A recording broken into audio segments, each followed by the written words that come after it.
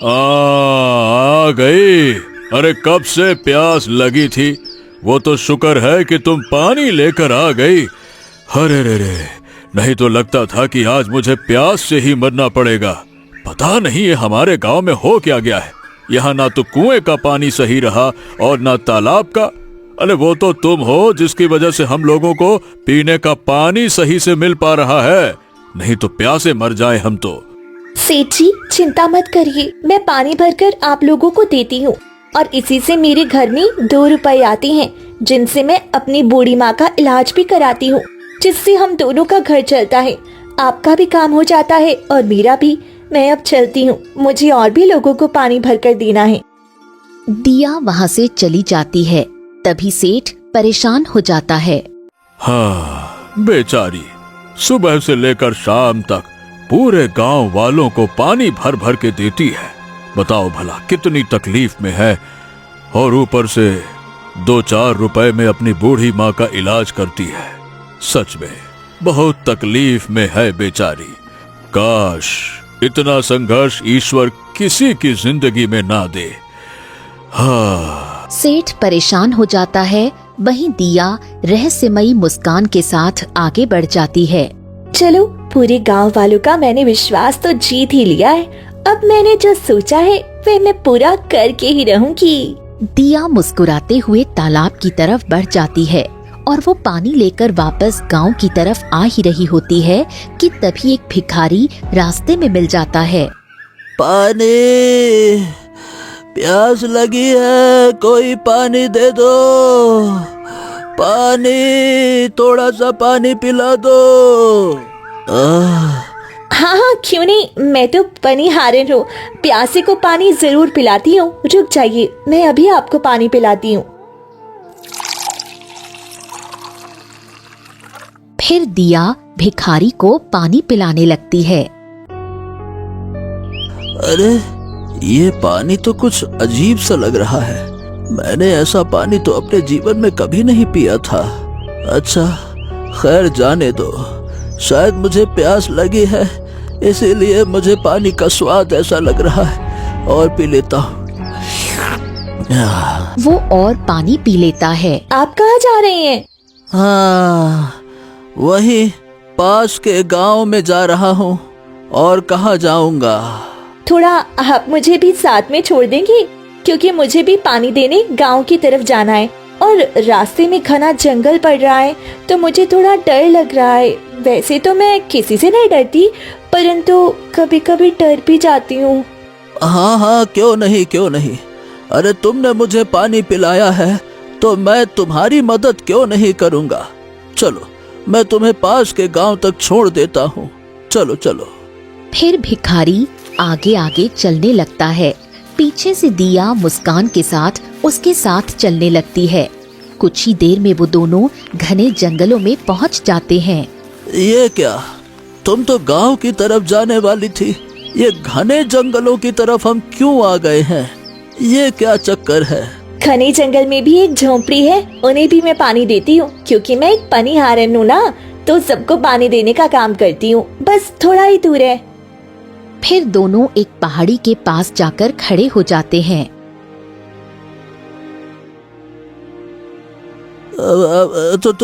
तुम यहाँ क्यों आई हो? यहाँ पहाड़ी के पास तो कोई नहीं दिख रहा है। क्योंकि यहाँ कोई है ही नहीं, तो दिखेगा कौन? दिया भिखारी को पहाड़ी के अंदर बने एक विचित्र द्वार में धक्का दे देती है और बाहर से दरवाजा बंद कर देती है। अरे अरे ये तुम क्या कर रही हो? मुझे बाहर निकालो, दरवाजा खोलो। अरे तुम ये क्या कर रही हो? दरवाजा खोलो, बाहर निकालो मुझको, बाहर निकालो। भिखारी अंदर से दरवाजा पीटने लगता है। वहीं बाहर दिया खड़ी रहस्यमयी तरीके से मुस्कुराने लगती है। इसे लगाकर मैंने 16 लोगों को इकट्ठा कर लिया है। अब मेरा काम पूरा हो गया। फिर दिया अपने पुराने सच में डूब जाती है। दिया अपने पुराने दिनों को याद करने लगती है। तभी अचानक उसकी आंखों के सामने एक दृश्य घूमने लगता है। रामपुर गांव में एक बहुत बड़ा ठाकुर परिवार रहता था। उस परिवार की 2 बेटियां थीं, दिया और वाणी। दिया बेहद खूबसूरत थी, लेकिन उसे एक पास के गांव के लड़के से प्रेम हो गया था। एक दिन वो अपने पिता ठाकुर के पास जाकर अपनी बात रखने का फैसला करती है। क्या हो गया बेटी? तुम आज बड़ी परेशान दिख रही हो, क्या बात है?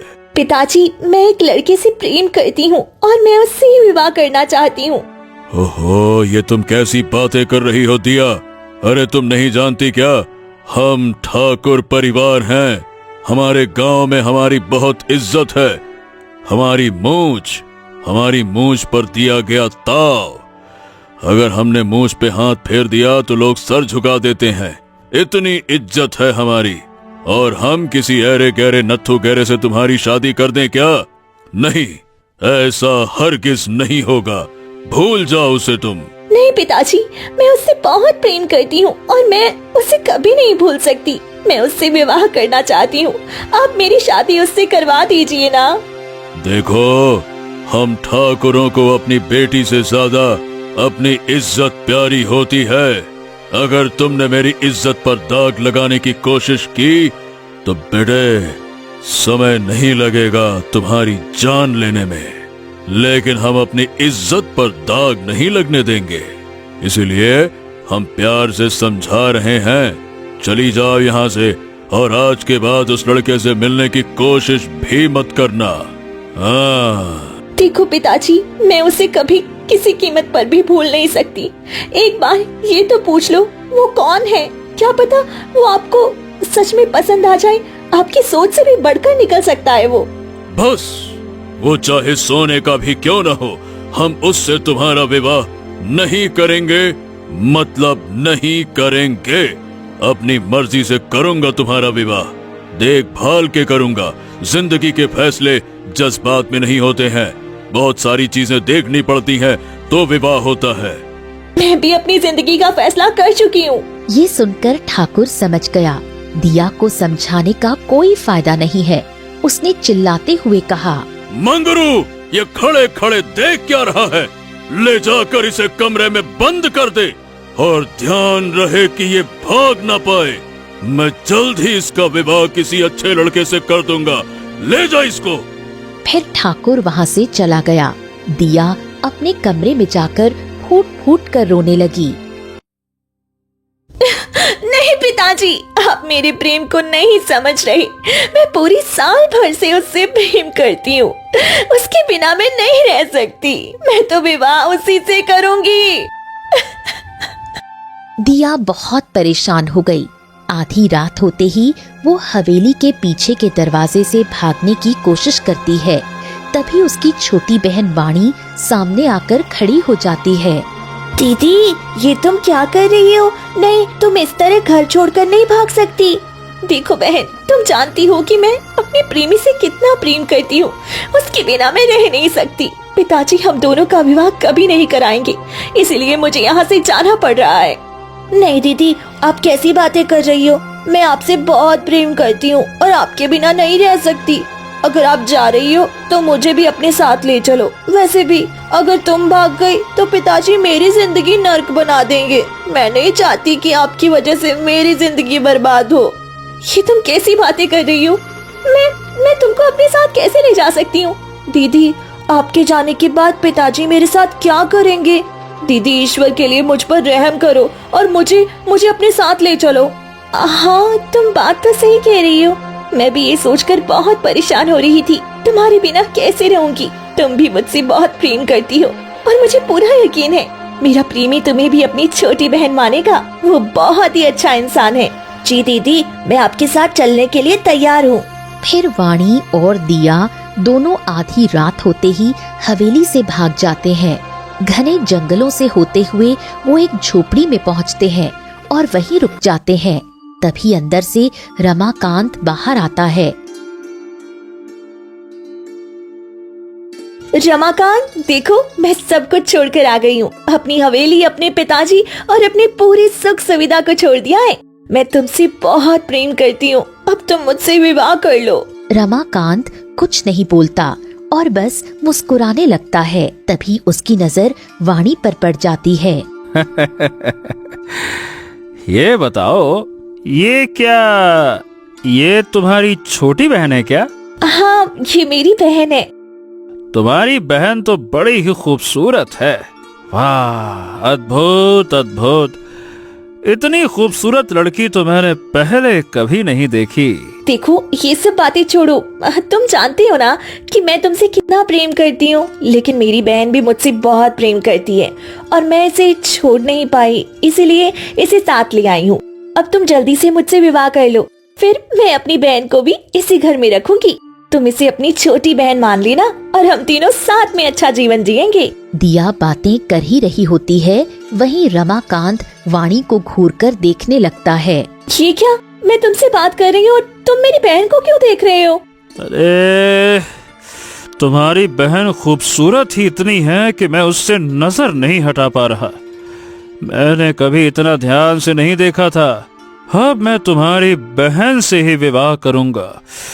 बला की खूबसूरत है ये। हाय हाय हाय हाय हाय। ये तुम कैसी बातें कर रहे हो? हम दोनों इतना प्रेम करते हैं और तुम मेरी बहन से विवाह करोगे? नहीं, ऐसा नहीं हो सकता। तुम मुझसे ही विवाह करोगे, ये बहुत गलत है। ओहो, प्यार किया, दिमाग खराब कर दिया तुमने। देखो, पहले मुझे लगा कि तुम ही सबसे खूबसूरत हो, लेकिन तुम्हारी छोटी बहन ये तुमसे भी ज्यादा खूबसूरत है। इसीलिए मेरी पत्नी अब तुम्हारी छोटी बहन ही बनेगी। क्यों वाणी, क्या कहती हो? देखो, ये बहुत गलत है। मैं अपनी छोटी बहन को तुम्हें छूने भी नहीं दूंगी, इसलिए मेरी बहन से दूर रहो। ऐसे कैसे नहीं? अब तू ही अपनी बहन से मेरा विवाह कराएगी। अरे चल इधर आ। फिर रमाकांत जल्दी से वाणी को अपनी तरफ खींच लेता है और उसके गले पर चाकू रख देता है। अब जल्दी से हाँ बोल दे, वरना मैं तुम्हारी बहन को जान से मार दूंगा, क्योंकि मेरी पत्नी तो अब ये वाणी बनेगी। क्यों वाणी? दीदी, मुझे बचाओ। दीदी, मुझे इससे विवाह नहीं करना है। दीदी, मुझे बचा लो। मैं तुम्हारे भरोसे आई थी। दीदी, ईश्वर के लिए मुझे बचा लो। दीदी, ये तुम क्या कर रहे हो? छोड़ दो मेरी बहन को। मेरी बहन तुमसे विवाह नहीं करना चाहती। तुम ऐसा क्यों कर रहे हो उसके साथ? अरे ज्यादा हिल मत। बस बस बस बस बस, ये फालतू की नौटंकी मत कर। मैं कुछ भी नहीं सुनने वाला। मैंने कह दिया सो कह दिया। तुम लोगों को वाणी के लिए हाँ करना पड़ेगा, मतलब पड़ेगा। मेरी तो मति मारी गई थी। मैं तुम्हारे प्यार में अंधी होकर मीलों का सफर करके आई हूँ। वापस जाने में मुझे कई दिन लग जाएंगे, और वैसे भी अगर मैं बिना बहन के गई तो पिताजी मुझे मार कर फेंक देंगे। ऐसा मत करो, कुछ तो रहम करो मुझ पर। उसके लिए मेरे पास एक उपाय है ना, इतना क्यों सोचती है तू? सुन, मैं तेरे लिए रहने का इंतजाम कर दूंगा, लेकिन तुम्हें मेरे लिए एक काम करना होगा। ऐसा क्या काम होगा? देखो, मैं तुम्हें एक ऐसी औषधि दूंगा जिससे तुम्हें इस गांव के सारे कुएं और तालाब का पानी गंदा करना होगा। उसके बाद मैं तुम्हें एक पानी का स्रोत बताऊंगा। वहां से तुम सभी गांव वालों को पानी पिलाना, और उसके बाद मेरा मकसद पूरा होगा। मैं भला ऐसा क्यों करूं? मैं नहीं करूंगी। अगर पूरे गांव का पानी गंदा कर दूंगी तो गांव वाले पानी कहां से पिएंगे? और तुम आखिर ऐसा क्यों करना चाहते हो? अरे देख, मैं जितना कह रहा हूँ उतना कर, फालतू की बात मत कर, समझी? जब सबको दूर से पानी लाना पड़ेगा तो वो लोग परेशान हो जाएंगे। फिर पनिहारन का काम तुम करोगी। ये तुम कैसी बातें कर रहे हो? मैं ठाकुर की बेटी हूँ। मैं पनिहारन का काम क्यों करूंगी? और गांव वाले इतने मूर्ख नहीं है कि बाहर की लड़की पर भरोसा कर ली। वह मेरे नाम पता जरूर पूछेंगे। उसका भी इंतजाम कर लिया है। गांव के बाहर एक झोपड़ी है, वहाँ एक बूढ़ी औरत रहती है। मैं उसे कुछ धन दे दूंगा, वो तुम्हारी माँ बन जाएगी। गांव वालों को यही लगेगा कि तुम अपनी बीमार माँ का इलाज कराने के लिए पानी भरती हो। फिर किसी को भी तुम पर शक नहीं होगा। जब सब तुम पर भरोसा करने लगेंगे तब मेरा काम पूरा होगा। पर ये तो बहुत गलत है, मैं ऐसा कभी नहीं करूँगी। नहीं दीदी, ऐसा मत करो, मुझे बचा लो, मुझे मरना नहीं है। दीदी मेरी रक्षा करो दीदी, मैं आपसे कितना प्रेम करती हूँ और आप मुझे मरते हुए कैसे देख सकती हो दीदी। ठीक है, तुम मेरी बहन को कुछ मत करना, मैं ये करने के लिए तैयार हूँ। मैं आज ही पूरे गांव के कुएं और तालाब का पानी गंदा कर दूंगी, बस मेरी बहन को कुछ मत करना। ये हुई ना बात। अय है, अब तुम कहलाई मेरी अच्छी प्यारी दिया। चलो, अब तुम बहुत होशियार हो गई हो। अरे चलो चलो चलो, अब जल्दी से जाओ जाओ जाओ जाओ जाओ जाओ जाओ। अरे रुको रुको, पहले औषधि तो लेती जाओ। ये लो, जितने भी कुएं और तालाब है उनमें थोड़ा थोड़ा डाल देना। इससे पूरे गांव का पानी नीम की तरह कड़वा हो जाएगा, कोई भी उसे पी तो पाएगा नहीं। फिर तुम जो पानी दोगी उसका स्वाद सबको अच्छा लगेगा। चलो चलो चलो चलो, भाग के जाओ जाओ जाओ जाओ। दिया ना चाहते हुए भी वो औषधि लेकर वहाँ से निकल पड़ती है। वो गांव के सभी कुएं और तालाब में वो औषधि डाल देती है। मुझे माफ कर दो गांव वालों, मैं क्या करूं, मैं मजबूर हूँ। पानी सबका जीवन है और आज मैं अपने हाथों से उससे जहरीला बना रही हूँ, मुझे माफ कर दो। फिर दिया रोते हुए तालाब का पानी गंदा कर देती है। ऐसे ही 2 दिन बीत जाते हैं। पूरे गांव में अफरा तफरी मच जाती है। सभी गांव वाले चौपाल पर इकट्ठा हो जाते हैं। कुएं और तालाब का पानी इतना कड़वा हो चुका होता है कि कोई पी नहीं पा रहा था। मुखिया सबकी परेशानी देखकर चिंता में पड़ गया। अरे ये क्या हो गया, ये हमारे गांव में इतनी बड़ी समस्या आ गई। कुएं और तालाब का सारा पानी ये एकदम नीम जैसा तीखा कैसा हो गया। ओहो, थू थू थू थू थू थू। सच में मुखिया जी, आप बिल्कुल ठीक कह रहे हैं। मेरे परिवार वालों ने तो 2 दिन से ढंग से पानी तक नहीं पिया। हम लोग घने जंगलों से जाकर एक घड़ा पानी लेकर आए हैं। भला अब इस तरह से कब तक चलेगा? बताइए भला, हमारे गांव की समस्या दिन प्रतिदिन बढ़ती ही जा रही है। अब हम लोग पानी कैसे पिएंगे? वही तो, ये तो मुझे भी समझ में नहीं आ रहा है। आखिर हमारे कुएं और तालाब का पानी इतना तीखा कैसे हो गया, जैसे किसी ने उसमें पूरा नीम का पेड़ ही डाल दिया हो। इतना कड़वा लग रहा है कि पीने लायक तक नहीं बचा। हाय। तभी बीच में दिया घूंघट में उठती है और सबके सामने बोलती है। मुखिया जी, अगर आप कहे तो मैं घने जंगलों से पानी लाकर पूरे गांव वालों को पिला सकती हूँ। अरे तुम भला पूरे गांव वालों को पानी कैसे पिला सकती हो, अकेली होकर वो भी? अच्छा ये बताओ पहले कि तुम हो कौन? माने कि आज से पहले तो तुमको कभी नहीं देखा। हमारे गांव में तुम नई नई लग रही हो। मुखिया जी, मैं गांव के बाहर एक झोंपड़ी में रहती हूँ अपनी बूढ़ी माँ के साथ। मेरी माँ बहुत बीमार है और मेरे पास ढंग का कोई काम भी नहीं है। गांव की ये पानी वाली समस्या बहुत बड़ी है, इसीलिए मैं सोच रही हूँ कि क्यों ना मैं ही सबको पानी पिलाऊं। वैसे भी मैं ज्यादा पैसे नहीं लूंगी, बस एक ही सिक्का काफी है। दिन भर में जिस घर में जितना पानी लगेगा मैं देने के लिए तैयार हूँ। हैं? हाँ, ये बात तुम ठीक कह रही हो। वैसे भी हमें पनिहारन रखना ही पड़ेगा। कोई भी आदमी घर का काम छोड़कर इतना दूर से पानी लाने तो नहीं जा सकता। अच्छा ठीक है, चलो, अगर तुम एक सिक्के में गांव वालों को पानी पिला सकती हो तो हम सब तुम्हारे हाथों से ही पानी पिएंगे। लेकिन ये बताओ कि तुम अपना चेहरा क्यों ढक के रखती हो? जरा चेहरा तो दिखाओ। जी, क्योंकि मेरी माँ कहा करती है कि किसी भी लड़की को अपना चेहरा किसी को नहीं दिखाना चाहिए, इसीलिए मैं अपना चेहरा किसी को नहीं दिखाना चाहती। अच्छा चलो चलो, ठीक है ठीक है। तुम्हारी माँ ने तुम्हें वाकई में बहुत अच्छे संस्कार दिए हैं। ठीक है, तो आज से हमारे गांव के जितने भी घर हैं सबको पानी तुम ही दोगी। इससे तुम्हारा भी भला होगा और हमारे गांव का भी भला होगा। ठीक है, चलो ठीक है। इतने समय से मैं पूरे गांव वालों को पानी पिला रही हूँ और सबको अपना आदी बना लिया है। अब मुझे जल्दी से आगे का सोचना होगा कि मुझे क्या करना है, वरना सब कुछ बर्बाद हो जाएगा। इतना कहकर दिया बहुत परेशान होकर रमाकांत के पास जाती है। आओ आओ आओ दिया आओ, बताओ कैसे आना हुआ?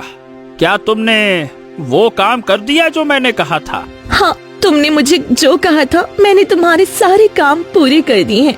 मैंने पूरे गांव वालों को तुम्हारा दिया हुआ जल पिलाया है, जिससे सभी को मुझ पर यकीन हो गया।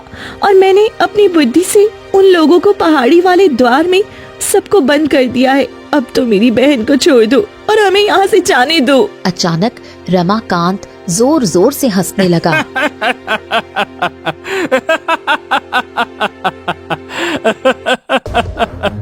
हंसते हंसते अचानक वो अपने असली बूढ़े रूप में बदल गया, जिसे देखकर दिया घबरा गई। ये क्या, तुम अभी तो इतने खूबसूरत और नौजवान थी, अचानक इतने भयानक कैसे हो गए? ऐसा लग रहा है जैसे तुम अब 95 साल के बूढ़े हो। ये सब कैसे हो गया? तुम्हारे लिए मैंने अपने पिताजी, अपनी हवेली और सारी सुख सुविधाएं छोड़ दी, और अब तुम इतनी बदसूरत कैसे हो गए? क्या तुम कोई जादूगर हो? नहीं, मैं कोई जादूगर नहीं हूँ। जो देख रही हो यही मेरा असली चेहरा है और यही मेरी असली उम्र है। तुमने जो कुछ देखा था वो सब कुछ पलों का भ्रम था। मेरा असली रूप यही है जो अब तुम अपनी आंखों के सामने देख रही हो। ये सब तुम क्या कह रहे हो? मुझे कुछ भी समझ नहीं आ रहा। सुनो, ये उस समय की बात है जब मैं रोज तालाब के किनारे बैठकर पानी में अपनी परछाई देखा करता था और अपने बुढ़ापे को देखकर घबरा जाता था। मुझे अपनी जवानी के दिन बहुत याद आते थे। तभी एक पवित्र शक्ति वहां से गुजरी। उसने मेरी परेशानी समझी और कहा कि मैं कुछ क्षणों के लिए अपनी सुंदरता वापस पा सकता हूँ। उसके वचन से जब भी मैं तालाब के किनारे जाता और अपनी सुंदरता को याद करता, मैं अचानक से बहुत खूबसूरत बन जाता था, लेकिन कुछ समय के लिए ही। तभी तुमने मुझे देखा और मुझसे प्रेम करने लगी। बाद में तुम्हारी बहन ने भी मुझे देखा, वो भी मुझसे प्रेम करने लगी। तभी पीछे से वाणी आ गई। दीदी, ये जो कह रही है वह बिल्कुल सच है। मैं आपसे पहले इनसे प्रेम करती थी। एक दिन जब मैं तालाब के किनारे से गुजर रही थी तो इनकी सुंदरता देखकर मोहित हो गई। मैंने कई बार इनसे प्रेम भरी बातें की, लेकिन जब मुझे पता चला कि ये असल में बूढ़े हैं और मैंने इनका असली रूप देख लिया तो मैं इन्हें छोड़कर चली गई। फिर भी इनकी याद मुझे बहुत सताती रही। मैं इनके बिना नहीं रह पाई, इसलिए मैं वापस आई और कहा कि मैं इनके बिना नहीं रह सकती। चाहे आप जैसे भी हो, मेरा प्यार नहीं बदला और मैं आपके साथ जिंदगी बिताना चाहती हूँ। अगर तुम इनके साथ पहले से थी तो फिर तुमने मुझे इतने सालों तक गुलामी जैसा काम क्यों करवाया? तुम मेरी बहन होकर मुझे धोखा क्यों दी?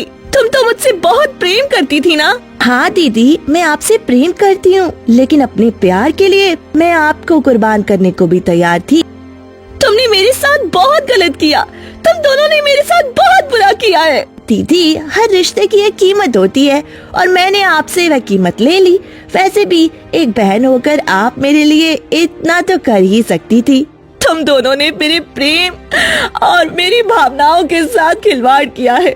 मैं तुम्हें कभी माफ नहीं करूंगी। लेकिन जब तुम दोनों एक दूसरे से इतना प्रेम करते हो तो मुझे क्यों फंसाया? गांव वालों को पहाड़ी द्वार में क्यों बंद करवाया और उन्हें वे जल क्यों पिलाया, जिससे वे मुझ पे भरोसा करने लगे और मेरे कहने पर पहाड़ तक आ गए? देखो, मैं कुछ समय के लिए सुंदर बन जाया करता था, लेकिन मुझे हमेशा के लिए सुंदर और जवान रहना था।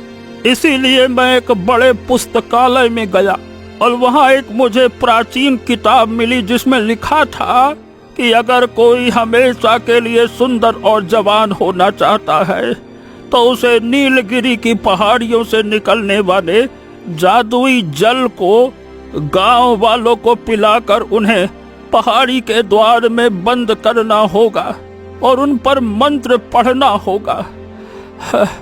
उस जल में उस जल में अघोरियों की साधना की शक्ति है। जब मैं मंत्र पढ़ूंगा ना तो उन सब की सुंदरता मुझ में आ जाएगी और वो सब मर जाएंगे। मुझे पूरे 16 गांव के जवान लोगों की सुंदरता चाहिए थी और तुमने वो काम पूरा कर दिया। अब बस थोड़ी देर में मैं मंत्र पढ़ूंगा और हमेशा के लिए जवान बन जाऊंगा और तुम मेरे किसी काम की नहीं हो। यहाँ से चली जाओ यहाँ से, तुम मेरे किसी काम की नहीं हो, चली जाओ। तुम लोग बहुत गलत कर रहे हो। अपनी सुंदरता के लिए इतने लोगों की जान नहीं ले सकते। मैं ऐसा नहीं होने दूंगी, चाहे मुझे अपनी जान ही क्यों ना देनी पड़ी। दीदी, आप कुछ नहीं कर सकती। इतने सालों से आपने हमारे लिए सिर्फ काम ही किया है। अब यहाँ से चली जाओ। अगर आपने एक शब्द और कहा तो हम आपको जान से भी मार सकते हैं, लेकिन आपने हमारे लिए इतना किया है इसीलिए आपको छोड़ रहे हैं। जहाँ जाना है चली जाओ, हमारी खुशियों के बीच मत आना। हाँ, तुम्हारी बहन मुझसे इतना प्रेम करती है इसीलिए मैं तुम्हें जिंदा छोड़ रहा हूँ, वरना अब मेरा काम निकल चुका है और मैं तुम्हें मार सकता हूँ। अब चली जाओ यहाँ से, चली जाओ। रमाकांत और वाणी जोर जोर से हंसने लगे और दिया फूट फूट कर रोते हुए घने जंगलों की ओर चली गई। नहीं, कुछ भी हो जाए, मैं उन दोनों को अपने मंसूबों पर कामयाब नहीं होने दूंगी। इतने गांव वालों की जिंदगी और मौत का सवाल है। मुझे किसी भी तरह उसे हमेशा के लिए खत्म करना ही होगा, चाहे रास्ता कितना भी मुश्किल क्यों ना हो। दिया परेशान होकर जा रही होती है कि तभी एक बूढ़ी औरत झोपड़ी के बाहर बैठी होती है। दिया परेशान होकर उसके पास चली जाती है। क्या हो गया बेटी, तुम बहुत परेशान दिख रही हो। अम्मा, मैं क्या बताऊं, मैं बहुत परेशान हूँ। मुझे कुछ समझ में नहीं आ रहा कि मैं क्या करूँ। मैं जानती हूँ तुम क्यों परेशान हो, किस वजह से परेशान हो, ये मैं जानती हूँ। फिर दिया रोते रोते सारी बात बूढ़ी औरत को बताती है। हाँ, सच में तुम्हारे साथ बहुत गलत हुआ है, लेकिन इसे खत्म करने का एक ही रास्ता है। हाँ माँ, बताइए क्या रास्ता है, मैं उसके लिए तैयार हूँ। इसका एक रास्ता ये है कि थोड़ी ही दूर जाने पर तुम्हें एक बहुत बड़ा नीम का पेड़ मिलेगा। उसमें बुजुर्गों ने शक्तियों से एक सिद्ध की हुई तलवार छिपा रखी है। अगर तुम उससे रमाकांत को मारोगी तो वह मर जाएगा। लेकिन अम्मा क्या? लेकिन उस तलवार की शक्ति तभी जागृत होगी जब पहले किसी का खून उस पर लगेगा, यानी पहले किसी की कुर्बानी देनी होगी। ठीक है अम्मा, मैं कुर्बानी देने के लिए तैयार हूँ, क्योंकि मैं इतने लोगों को मरने नहीं दे सकती। मैंने ही उन्हें फंसाया था, मुझे ही उन्हें बचाना होगा। ठीक है, तो यहाँ से उत्तर दिशा की ओर चली जाओ, वहाँ वही पेड़ मिलेगा। उसके सामने एक मंत्र बोलना, तलवार बाहर आ जाएगी और फिर तुम्हें बिना डरे आगे बढ़ना होगा। बूढ़ी औरत दिया के कान में मंत्र बताती है। जी अम्मा, मैं बिल्कुल ऐसा ही करूँगी, आपकी बात कभी नहीं भूलूंगी। फिर दिया वहाँ से निकल पड़ती है। थोड़ी ही दूर जाने पर उसे एक बहुत बड़ा नीम का पेड़ दिखाई दिया। यही वह पेड़ है जिसके बारे में अम्मा ने बताया था। अब मुझे जल्दी से मंत्र बोलना होगा, बिना डरे और बिना रुके। दिया मंत्र पढ़ती है, तभी चारों तरफ तेज रोशनी फैलती है और पेड़ के अंदर से एक अद्भुत तलवार बाहर निकल आती है। अब बस कुछ ही क्षण और, फिर मैं सभी गांव वालों को उसके आतंक से मुक्त कर दूंगी, चाहे मुझे कुछ भी सहना पड़े। इतना कहकर दिया तलवार उठाती है और घने जंगलों से होते हुए गुफा के पास पहुंचती है, जहां पहले से ही रमाकांत साधना कर रहा था। रुक जाओ, अब तुम कुछ नहीं कर सकते। गांव वालों को छोड़ दो, वरना मैं तुम्हें जान से मार दूंगी। अरे तुम मेरा कुछ नहीं बिगाड़ सकती हो। अगर तुम बीच में आई तो मैं तुम्हें मार दूंगा। हर बार दया नहीं करूंगा। मुझे पता है कि तुम्हें कैसे मारना है। जल्दी से गांव वालों को छोड़ दो, अभी भी समय बाकी है। अगर अपनी जान की खैरियत चाहती हो तो यहाँ से चली जाओ। मैंने तुम्हें एक बार बख्श दिया, दोबारा नहीं बख्शूंगा। अगर तुम मेरी बात नहीं मानोगे तो अब देखो मैं क्या करती हूँ, फिर पछताने का मौका भी नहीं मिलेगा। फिर दिया तलवार उठाती है, अपने पेट में मार लेती है। ये देखकर रमाकांत जोर जोर से हंसने लगा। अरे तू पागल हो गई है क्या? मुझे मारने आई थी और खुद ही मर गई। वो मुश्किल से आगे बढ़ती है, उसकी आंखें बंद होने लगती हैं।